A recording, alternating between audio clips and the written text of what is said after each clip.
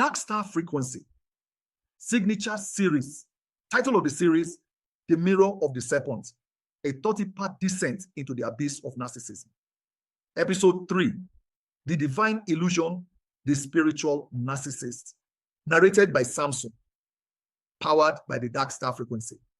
The most dangerous chains are those forged in light, for the blind as they bind. Samson. I once mistook a prophet for a guide, and in his smile, I buried my sword. I was not led, I was devoured. This is Samson, and I have returned to warn the wanderers. There is a kind of darkness that doesn't hide in the corner. It kneels at the altar. It wraps itself in sacred texts. It speaks in mantras. It touches your forehead with a trembling hand and whispers, "You are chosen." It does not look like the enemy. It looks like salvation. This is the spiritual narcissist, the one who steals the language of light to control the soul. Welcome to the temple of the false prophet.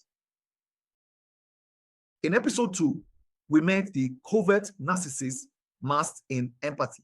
But now we enter the sanctified halls where control is wrapped in scripture and power is baptized in grace. The spiritual narcissist is not just covert. They are divine. They are the pastor who preaches humility but builds a cult around their charisma. They are the guru who claims ego death while basking in adoration. They are the healer who breaks others to remain the only one who can fix. They quote scripture, chant the sacred syllables, perform rituals, offer grace, but if you step out of line, if you challenge their pedestal, you will be exiled spiritually.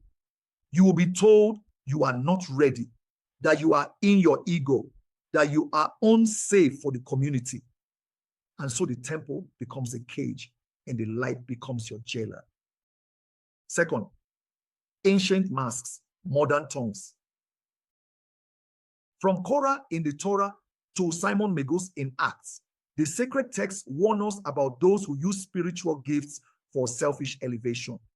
For such are false apostles, deceitful workers, transforming themselves into the apostles of Christ, and no marvel, for Satan himself is transformed into an angel of light. It was 2 Corinthians 11:13-14. In Buddhism, the false monk wears robes, but lives for gold. In Islam, the hypocrite prays with fervor, but their heart is a marketplace. In Hindu law, even demons perform austerities to gain cosmic powers. This archetype is not new, but its modern expression is global.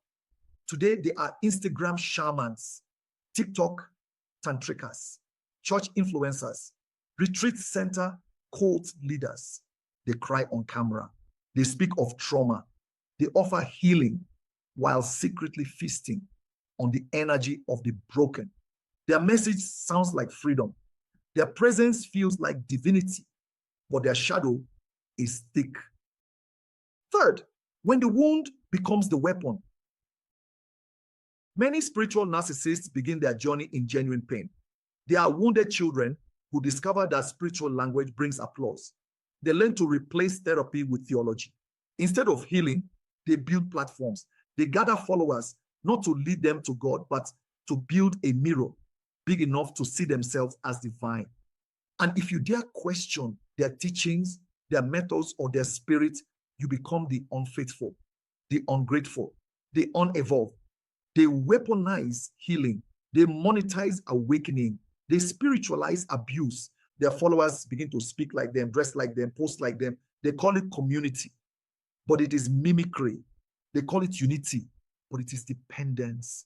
This is not love. It is a cult with soft music. 4, the devil wears white robes.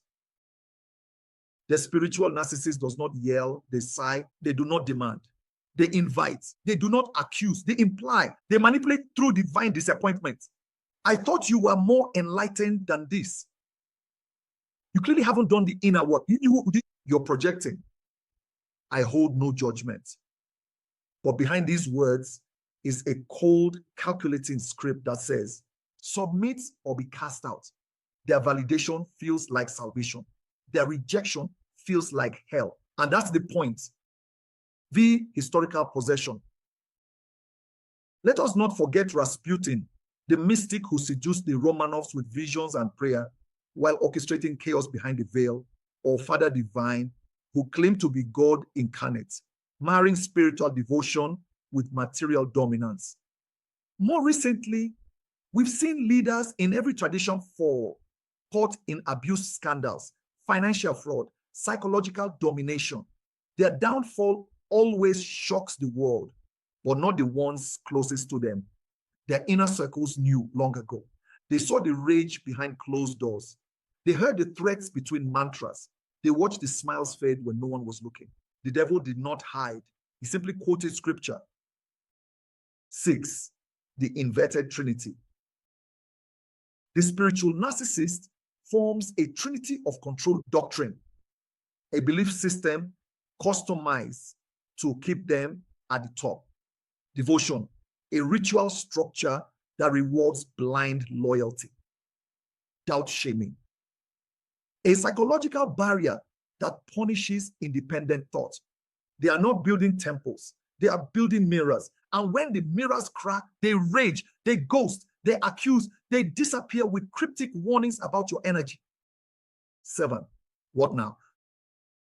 You may be wondering, am I in a spiritual relationship built on control? Am I following a guide or worshiping one? Have I become this myself? There is no shame in awakening, only in refusing to look. So let us look. Let us name the pattern. Let us pierce the veil. No spiritual leader is above accountability. No divine truth requires worship of a man. The real master leads you back to yourself. If you feel the chains tightening while the incense burns, trust that. If the light blinds instead of warms, step back. If the mirror calls itself your God, shatter it. Narrator's final words, Samson. This is Samson. I once followed the anointed and found myself bound. I knelt before the golden tongue and lost my voice. But now I see true spirituality humbles the self. False spirituality inflates it. The next episode will expose how narcissism survives inside relationships, romantic, platonic, even familial. The soul bond that becomes a soul bind. The descent continues, but so does your awakening. The serpent coils tighter, but the light is learning to bite back. Subscribe, share, awaken. This isn't content. This is war. This is the dark star frequency.